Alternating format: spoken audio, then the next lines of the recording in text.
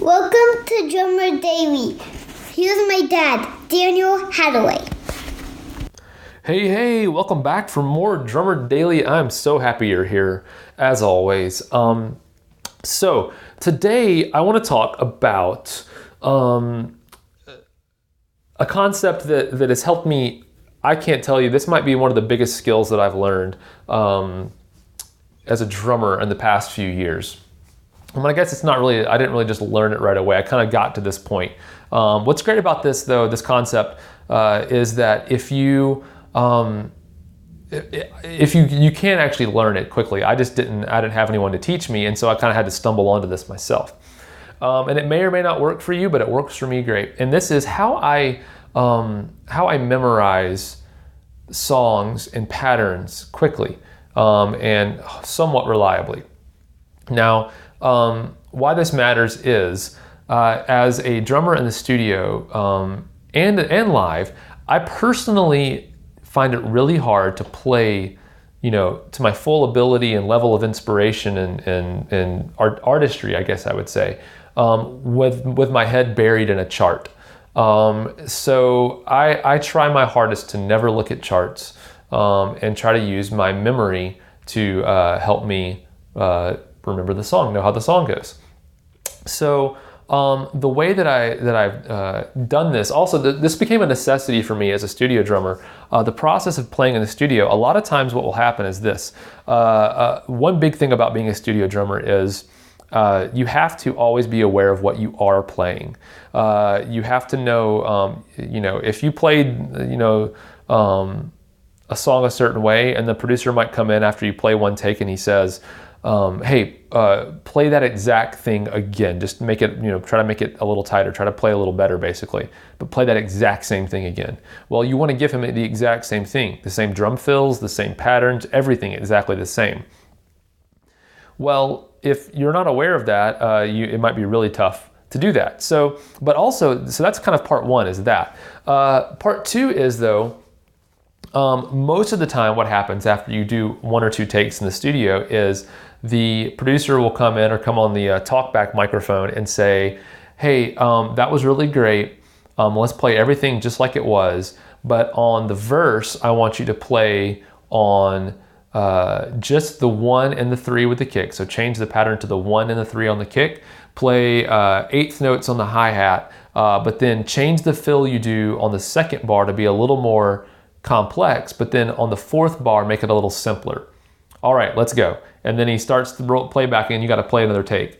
And your head's kind of spinning like, whoa, that was a laundry list of things. And that actually was a simple version of things I've gone through before. But there's a laundry list of items that are like, here's what you need to change, here's what you need to keep the same, modify this a little bit. And so you have this running list of changes to make. So you have to know what you already play, but you also have to be able to implement all of these changes all at once in one take and not forget what you already did.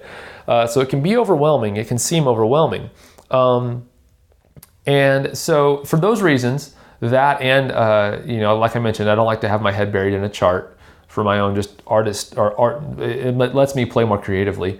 I realized I needed to figure out a way to memorize drum patterns and how songs kind of flow.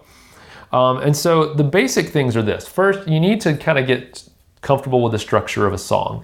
If you're not able to listen to a song and notice when the verses are, what a pre-chorus sounds like, what a chorus sounds like, what a bridge is, down chorus, up chorus, basic kind of ideas about how a song is structured, that's the first place to start, is that. You want to look at how a song is structured before you kind of move on to the next step of this process. So, and then the main, if you know kind of how a song is structured, the next step is, I approach my drumming in different segments. So like the chorus type of pattern, the verse pattern, different pieces like that. I first identify maybe what are pieces that don't really change that much. Is it the eighth notes, on my right hand? They might be playing the hi-hat, they might be playing the ride cymbal, but I'm still playing the same thing. Then I think, okay, maybe is the kick pattern pretty much the same throughout the whole song, or whatever it is. There's pieces that might repeat the whole song. So I kind of like get those figured out and kind of lock those in my brain and don't think about those anymore. So then I free up some brain space to think about something else that does change. And I keep going down that way. So maybe then it's, every 4 bars there's a drum fill, and that drum fill is basically the same drum fill. Okay, well that's pretty much the same. And kind of once I start to get an innate feel for where every 4 bars is, I don't have to think about that anymore. And I kind of just keep finding the places where things repeat, even no matter how far apart they are. And I just kind of keep packing those into my brain. Another way of approaching this is, I'm not sure if you have ever worked with a drum sequencer, or like a drum machine that lets you kind of program out patterns. And a lot of them are divided into 16 sections. And then, what you do is, you have 16 steps that are in a pattern. You can program out the hi-hat and the kick and everything in these 16 little steps. But then you can kind of take that whole 16 steps and pack it into one little section, and then open up a second section of 16 steps and pack that in. And then, it's kind of this modular thing, where you kind of take a lot of small sections and combine them all together to make one big section. So I kind of start trying to visualize my drumming in that way too, the pattern. So I think, okay, you know what? This whole verse lasts about 8 bars, we'll say. Well, really, the 8 bars is broken up into 2 sections of 4 bars. And each of those 4 bars is exactly the same. The only difference is the drum fill at the end of each of those 4-bar phrases. So really, I only need to know one drum pattern, because most of the time that pattern is exactly the same. And then just the drum fills every so often change.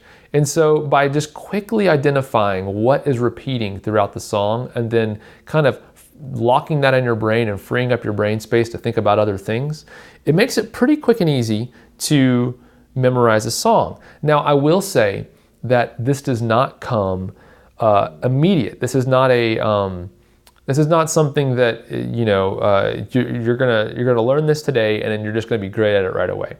You can start approaching things with this concept immediately, and you can train yourself, I think, fairly quickly to do things this way. But if you're interested at all in not looking at charts and trying to memorize things, try this method out and see if it works for you. Like I said, it may not work for everyone, but it's worked really well for me, and it's allowed me, I think, to stay sharp. I'm not an old guy by any stretch of the imagination, but I am older than I used to be. And this has kept me pretty sharp and helped me memorize songs pretty quickly. So try it out. Let me know how it works for you. And I appreciate you listening to today's episode, and we'll talk again really soon. Bye for now.